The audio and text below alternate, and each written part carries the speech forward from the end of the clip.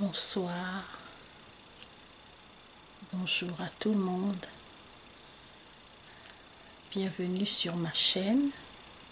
Je me prénomme Audrey, je suis d'origine africaine, plus précisément du Gabon. Actuellement, voilà, je vis en Californie. Et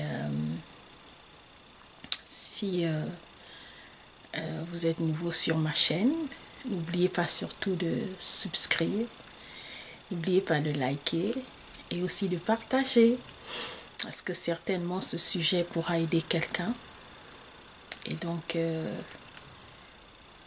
comme c'est l'objectif en fait de pouvoir aider, de pouvoir sinon conseiller, donc ce thème de ce soir peut aider quelqu'un, certainement un voisin. Voilà. Ce soir, sinon aujourd'hui, excusez-moi souvent de revenir sur le soir parce qu'en général je fais, je travaille le soir, voilà. Et nous voulons continuer sur le thème de la peur. Donc, ma dernière vidéo, pour ceux qui n'ont pas pu regarder, la dernière vidéo que j'ai postée, je parlais de la peur. Comment sortir de la peur? Alors, ce soir, on ne va pas conclure, on va juste continuer parce que il y a plusieurs formes de peur. Donc, je vais ce soir entretenir sur la peur qui nous prend d'abord dans la dimension des pensées. Voilà. Donc, il y a des gens, il y a des personnes, voilà, certaines personnes ont comme le problème de la peur, mais cette peur se manifeste plus dans leurs pensées. Alors ce soir, je vais illustrer une personne dans la Bible, certainement pour ceux qui lisent la Bible, ils vont se retrouver. Je vais parler de la personne de Job, voilà. Dans le livre de Job, à partir du chapitre 1er, voilà, au verset 1er, les Écritures nous démontrent, nous décrivent Job comme étant un homme intègre, un homme droit, un homme ne faisant aucun mal. Vous voyez? Et l'histoire de Job, en fait, c'est quelqu'un qui, au départ, avait une vie très aisée, une vie très stable, une vie confortable. La vie que plusieurs d'entre nous rêvons d'avoir, celle d'être super riche, avoir un grand héritage, avoir des enfants, pour les hommes avoir une femme, pour les femmes avoir un époux, voilà. Et Job était rempli, sinon il était comblé de toutes ces richesses. Malheureusement, à une période de sa vie, il s'est retrouvé comme quelqu'un qui n'a jamais rien eu de toutes ces choses. Alors, l'histoire, en fait, de manière personnelle, elle m'a marquée parce que dans le verset 18 du chapitre 1, on nous montre un monsieur qui a bien commencé sa vie, qui a bien commencé, il avait un bon caractère, il avait une bonne apparence, il était droit, il ne faisait du mal à personne, il ne dérangeait personne. Et à une période de sa vie, il se retrouve sans rien. Donc il perd et ses enfants, il perd toute la richesse qu'il avait, il perd même sa femme. Vous voyez? Et au chapitre 3, à la fin du chapitre 3, les Écritures nous décrivent, Job lui-même, le monsieur en question, il dit que ce que tu crains, c'est ce qui t'arrive. Tu vois? Et, et quelque part, en fait, pour dire que le monsieur, à l'origine, il avait un problème avec ses pensées. C'est pour cela que j'illustre cette histoire. J'introduis par cette histoire en fait. Le monsieur avait un problème avec ses pensées. Si vous avez une Bible, vous pourriez aller lire le livre de Job à partir du verset 1er. On va vous dire que ce monsieur avait un problème avec ses pensées. Donc il avait des pensées de peur. Il avait peur de mourir par une maladie. Comme certainement, vous qui allez me regarder, qui allez regarder ce message, certainement tu as peur de mourir parce que tu es atteint d'une maladie, qu'elle soit une maladie curable ou incurable. C'est-à-dire, certainement, tu as été déclaré séropositif, tu as atteint du VIH-Sida, peut-être tu es atteint d'un cancer ou tu es atteint du diabète, d'une maladie quelconque, et tu te dis que est-ce qu'on peut guérir du diabète? Est-ce qu'on peut guérir du VIH-Sida? Est-ce qu'on peut guérir du cancer? Encore que dans certaines régions du monde, comme ici en Amérique, on traite certains cancers à un certain niveau, bien sûr.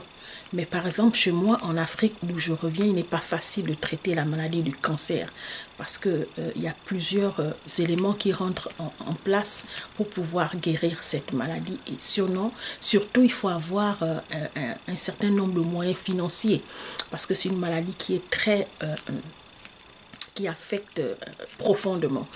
Donc, à un moment donné, le monsieur, en fait, il avait une apparence, il avait un caractère, comme certainement vous paraissez un jeune fort, vous paraissez courageux, mais à l'intérieur de vous, la peur vous déchire, la peur d'échouer. Vous êtes certainement parti de l'Afrique, vous êtes en Occident dans l'objectif de trouver les meilleures voies de réussite, mais vous avez comme l'impression que votre vie tourne en rond, vous n'avancez pas, alors qu'il y a des gens qui comptent sur vous, des gens qui attendent que vous leur fassiez du bien, par exemple. Vous voyez, vous êtes une maman, vous êtes partie d'un pays à un autre, croyant trouver le bonheur et pouvoir ensuite partager, sinon cet héritage à vos enfants. Vous êtes certainement un homme et vous vous retrouvez aujourd'hui, vous remarquez que vous n'avancez pas, votre vie est stagnée, vous avez la peur d'échouer. Vous avez la peur d'échouer. Tu es certainement un élève, un étudiant. Tu dois passer un examen. Tu dois terminer tes études. Certainement, tu vas passer le doctorat. Ceux qui sont au lycée, vous allez certainement passer le baccalauréat. Vous avez peur. Au-delà, parfois, du fait que vous avez des bonnes moyennes au départ. Mais face à un examen, personne n'a la certitude, sinon jusqu'à ce que l'examen ne soit proclamé, qu'il a réussi, qu'il a gagné. Vous voyez un peu? Il y a des femmes, par exemple, qui ont peur. La peur d'être rejetée par leur belle famille. Lorsque une femme, par exemple, chez nous en Afrique, elle n'enfante pas, le problème n'est pas être compliqué dans sa vie de couple, c'est-à-dire entre elle et son époux. Mais la grosse difficulté, elle vient de l'extérieur de la belle famille. Vous voyez, la peur du regard des autres, la peur d'échouer, la peur de l'échec, la peur de mourir, la peur de ne pas apporter à ses enfants ce dont ils attendent de vous. La peur d'échouer en tant que maman. Parce que personne n'a la garantie de rassurer à ses enfants que peu importe les circonstances de la vie, peu importe ce qu'on pourra traverser, peu importe les vents et les tempêtes, à la fin de notre vie, à la fin de l'histoire de notre foyer, de notre famille, nous allons réussir. Aucune maman n'a sinon la clé de la réussite, d'une réussite effective, pouvoir la transmettre à ses enfants. Aucun père ne peut garantir à son fils qu'à la fin de ses études, il va devenir certainement ce qu'il rêve être. Donc cette peur, il arrive qu'en tant que parents, nous puissions avoir certaines peurs. Il arrive qu'en tant que jeunes, vous puissiez avoir des peurs. Il y a des jeunes effectivement aussi qui ont la peur de mourir. La peur de mourir jeune, sans avoir accompli leurs rêves. Il y a des gens qui sont de quelque part, ils ont peur de mourir sans avoir mis pied sur la terre américaine, les USA, le rêve de plusieurs personnes dans le monde. Il y a des personnes qui ont peur. Ils ont peur de décevoir, de ne pas pouvoir tenir à leur promesse, par exemple. Il y a des chrétiens qui ont peur de ne pas pouvoir aller jusqu'à la fin de leur vocation et de remporter le prix de la vocation le prix de la vocation céleste. Mais laissez-moi vous dire que la peur, surtout celle qui vient des pensées, elle peut être parfois le fruit juste d'une imagination. Voyez-vous, lorsque je suis arrivée en Amérique, je suis passée par... je vivais d'abord en Floride, donc à Miami. Et en partant de l'Afrique, depuis plusieurs années, avant d'immigrer en Amérique, voilà, je regardais une émission, je ne sais pas si vous la connaissez pour ceux qui vont regarder ma chaîne. Ils appellent ça une émission française, Les Enquêtes Impossibles. Et cette émission, je l'aimais tellement. Et lorsque je suis arrivée ici, je vous assure que j'ai vécu une peur que je n'avais jamais expérimentée de toute mon existence sur la terre. Et ce qui était un peu dommage, c'est que je venais d'accoucher et mon mari allait régulièrement en mission, et ce qui faisait que je restais seule avec le bébé. Et comme j'étais nouvellement arrivée, lorsqu'il était en déplacement pour dormir le soir, j'étais seule dans la maison, il y avait les caméras étaient jusqu'à l'entrée de la porte. Et pour ceux qui vivent en Amérique, ils savent certaines cités, lorsque vous êtes dans une cité par exemple, il y a certaines cités qui sont à l'intérieur d'une barrière. Et la barrière, en fait, l'entrée, sinon le portail pour entrer dans la cité, il y a un système de sécurité. Un haut système de sécurité, à ce que si tu n'es pas dans la cité, tu ne peux pas accéder à l'intérieur si une personne qui vit dans cette cité ne te donne le code, parce qu'il faut taper un code pour rentrer dans la cité et le reste. Donc, j'avais peur de tout le monde, j'avais peur des voisins, je faisais confiance à personne. Mais je vous dis que j'avais une peur au point où, lorsque je dormais, au-delà de tout le système de sécurité qu'il y avait, et déjà à l'entrée, à la barrière, et même à l'intérieur de la cité, même devant ma maison, il y avait des caméras de partout.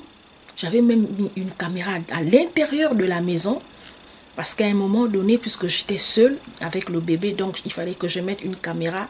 Si je suis hors, par exemple, je suis un peu loin de l'enfant, je peux voir ses faits et gestes. Mais j'étais dans une peur horrible. Une peur qui m'avait amenée à dépresser. Au point où, lorsque je dormais la nuit, et j'avais eu la C-section et ce qu'on appelle en français l'opération, j'avais accouché par césarienne. Mais je vous déplaçais un dressing d'à peu près de 50 kilos. 50 si je n'exagère pas, sinon de 60 à 70 kilos. Je déplaçais ce dressing avec la C-section. Je venais d'accoucher à peine 1-2 semaines. Je la déplaçais chaque nuit pendant 2 semaines. Parce que je déposais ce dressing-là devant la porte de ma chambre. Parce que j'avais peur. Et cette peur me donnait de l'insomnie. Je n'arrivais pas à dormir. Et imaginez une maman qui allait. Toutes les émotions que tu as, tu les transmets à l'enfant. Donc je transmettais ces émotions négatives à ma fille. Et ce qui est dommage dans ça, c'est que quelques mois plus tard, effectivement, l'enfant, lorsqu'on l'amène chez le pédiatre, parce qu'elle avait du mal à prendre du poids, et lorsqu'on amène l'enfant chez son pédiatre, et le pédiatre nous fait comprendre que l'enfant a fait une petite dépression. Et lorsqu'on essaie de regarder l'origine de la dépression de l'enfant, on constate que l'origine, en fait, la situation vient de moi. Et comme au départ, j'avais déjà expliqué cela à mon mari, on a juste dû avouer la situation au pédiatre. On a dû faire un suivi à l'enfant. Donc, pourquoi j'illustre cette situation? C'est parce que, tout simplement pour dire à quelqu'un que la peur, elle est un sentiment négatif. La peur est capable de vous détruire. La peur est capable de mettre des barrières, de vous empêcher de foncer, aller au-delà de vos rêves. La peur peut vous empêcher, sinon de décider de casser une barrière. La peur, je vous avoue que la peur, le sentiment de la peur peut vous amener à la mort. Parce que lorsque tu as une certaine peur, qu'elle soit d'ordre psychologique ou moral, vous pouvez faire une attaque. Pourquoi certaines personnes, aujourd'hui, ceux qui sont par exemple atteints de, comment on appelle ça, de crise, certaines personnes qui sont atteintes de la maladie de crise cardiaque, qui sont déclarées cardiaques, la plupart du temps, ce sont des gens qui stressent à tout moment. Le stress, un stress qui est répété en fait, qui devient comme un style de vie. En général, c'est un stress qui vient dû à la peur. Vous avez peur de tout. Mais c'est une très mauvaise peur.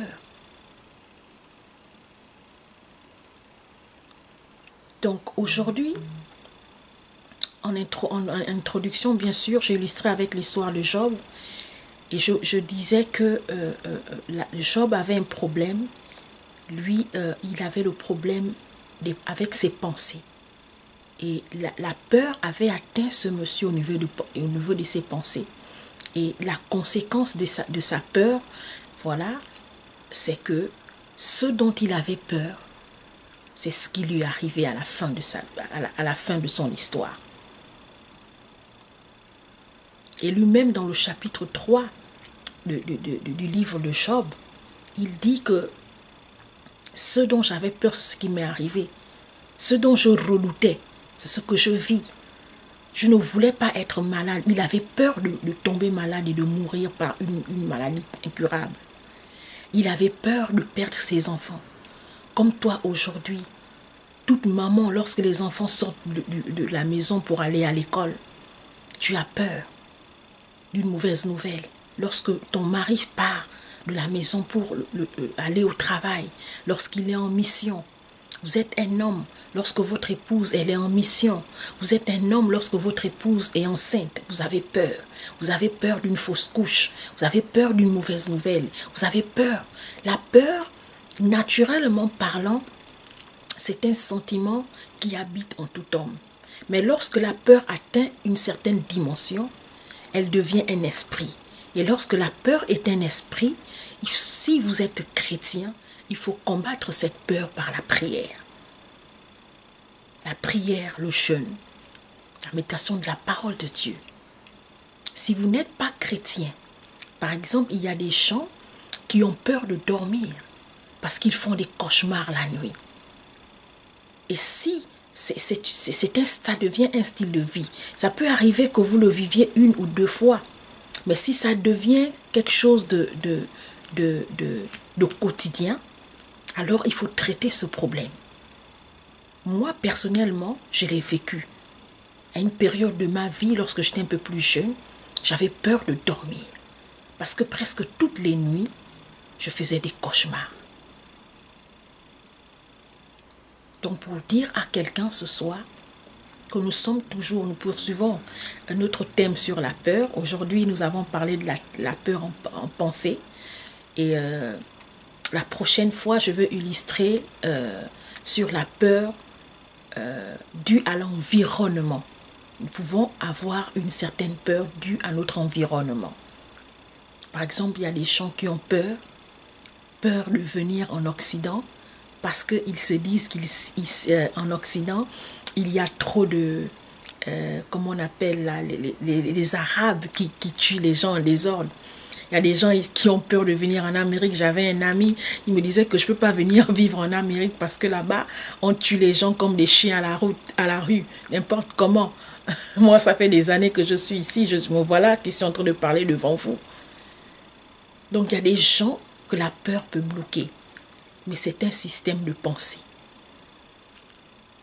Alors, juste vous dire que à la fin de ce thème, je veux vous donner quelques conseils pour sortir de la peur. Je vais vous donner quelques conseils pour éviter de retomber dans la peur. Parce que moi aussi, personnellement, j'ai traversé cette situation, mais gloire soit rendue à Dieu que je suis sortie de la peur. Et c'est pour cela que j'ai eu le besoin de vous parler de ce problème, le problème de la peur, parce que presque tout homme, qu'il soit jeune, adulte, qu'il soit vieillard, nous vivons dans la peur tous les jours. Donc, je vous dis au revoir. Je vous dis à la prochaine. J'espère que ce thème vous a plu. Si vous avez aimé, n'oubliez pas surtout de liker. N'oubliez pas surtout de partager. Et si vous avez des suggestions, parce que je suis nouvelle sur YouTube, n'oubliez pas de me l'écrire en commentaire. Et je ne manquerai pas de prendre vos suggestions en compte. Au revoir et à bientôt pour la prochaine vidéo.